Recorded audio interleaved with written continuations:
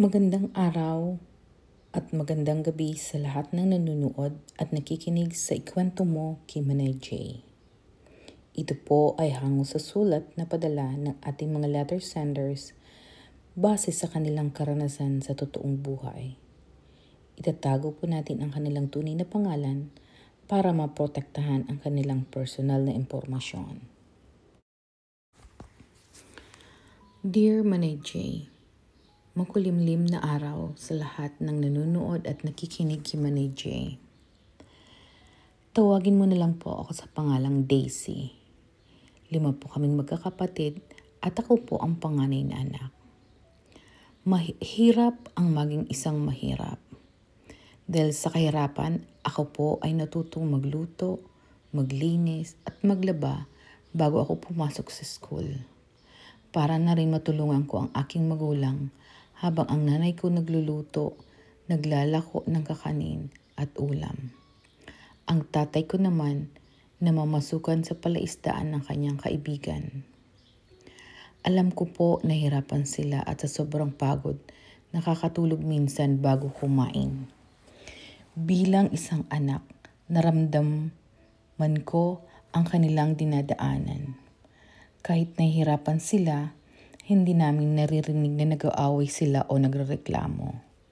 Ang payo nila, palaging mag-aral ng mabuti dahil yun lang ang kayamanan na pwede nilang ipamana dahil mahirap lang kami. Nagsumikap kaming magkakapatid na makatapos ng pag-aaral. Tuwing linggo, sama-sama kaming pumupunta at nagsisimba sa bayan dahil may kalayuan din po ang simbahan. Minsan, dumadaan kami sa isang kaibigan ng magulang namin at nakikikain bago umuwi ng bahay. Minsan naman nagbabaon kami. Araw-araw, maagang nagigising ang nanay at tatay ko para magluto ng ititinda bago pumasok ang tatay ko sa trabaho. Kami naman ng mga kapatid ko papasok sa school. Bago kami pumasok sa school, tumutulong din kami maglinis at asikasuhin ang aking mga kapatid para bawas na sa gagawin ng nanay ko. Sabay-sabay kaming pumapasok sa school since malapit lang ang paaralan naming pinapasukan. Manay J, may malaking pagsubok na dumating sa pamilya namin. Naaksidente ang tatay ko habang papauwi galing sa trabaho. Nasagasaan siya. Tumakas ang nakabangga sa kanya. Huli na ang lahat, pumanaw ang aming ama, ang aming mahal na ama. Hindi namin alam ang aming gagawin. Ang nanay ko iyak ng iyak at ang aking mga kapatid. Ako naman confused, wala akong maramdaman. Parang panaginip lang ang nangyayari. Siguro dahil halo-halo ang pag-alala, kalungkutan at pangamba kung paano ang aking ina, paano kami mabubuhay at makatapos ng pag-aaral. Wala ng aming ama sa tulong ng aming pamilya, kamag-anak at kaibigan na ilibing ang tatay namin. Di namin alam kung sino ang nakabangga sa kanya. Nanalig kami na balang araw mabibigyang hustisya ang pagkamatay ng aming ama.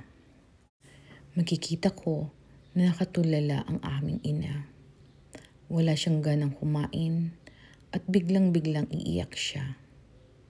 Bilang isang panganay, nagpapakatatag ako. Dumating din yung time na minsan ako ay umiiyak, pero nilalabanan ko. Kailangan kong maging malakas, matatag.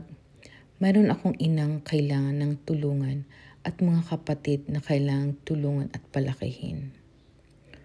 Huminto ako ng pag-aaral. Tumulong ako sa nanay ko, magluto at magtinda sa palengke. Ngunit hindi sapat ang aming kinikita sa pagtitinda.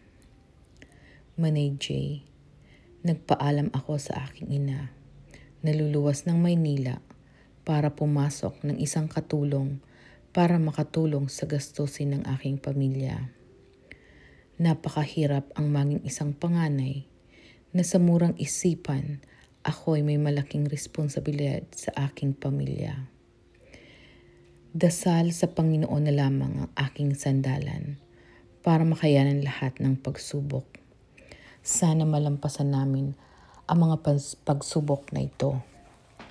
Makalipas ang 2 taon, tinulungan ako ng aking amo na mag-aral sa gabi at magtrabaho sa umaga. Sa ngayon po, ako'y patuloy na nag-aaral at tumutulong sa aking ina at mga kapatid na makapagtapos sila, at least high school man lamang.